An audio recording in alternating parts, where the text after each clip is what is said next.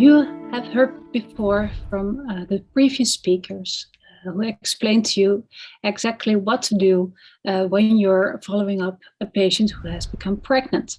But what after delivery, and especially what happens during lactation, because a lot of the women you are seeing at the outpatient clinic will have the wish to give breastfeed their infants. Just to recapitulate on what has been previously discussed is during the pregnancy, there's an increase in the PTHRP production, which also causes changes in the calcium levels and of course in making calcium available for both the child and the skeletal growth of the child, but also preparing to breastfeed. So after a delivery, there's of course is a shift in this part because the PTHRP production sites, including the placenta, of course, disappeared, and you only have PTHRP production from the breasts. So close monitoring of calcium is recommended during lactation, as calcitriol levels will normalize because of the endogenous calcitriol synthesis decreases after delivery.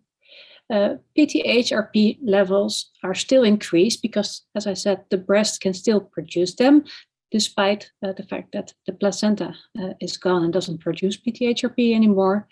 And bone resorption increases as calcium needs to be made available for lactating. Also, due to these processes, the renal calcium reabsorption levels increase. So making more calcium available from retaining it into the body. Also, of course, mothers are given the advice that during breastfeeding, they should have an increased intake of calcium levels and vitamin D. These effects may lower the dose requirements for active vitamin D, and also calcium supplementation during lactation might be different in the women when you consider their dosing schedules before the pregnancy. So women with chronic hypoparathyroidism should be under close monitoring in the first part after delivery. We therefore also recommend to continue in the first week with first period of time with very regular checkups of the calcium levels. We advise to do it weekly in the first month and afterwards every 4 weeks while they're still are breastfeeding their child.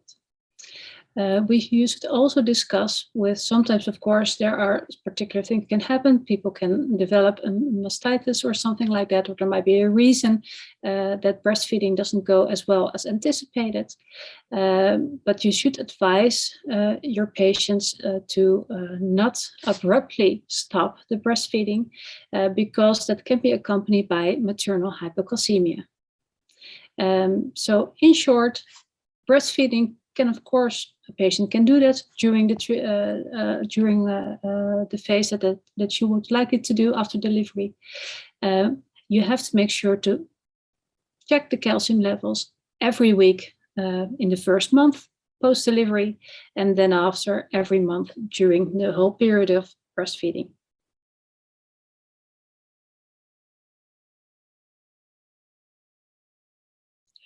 Of course, you do not only have to deal with the mother, of course, who has just given birth, but during the period of pregnancy, the child is there also, of course, the full time.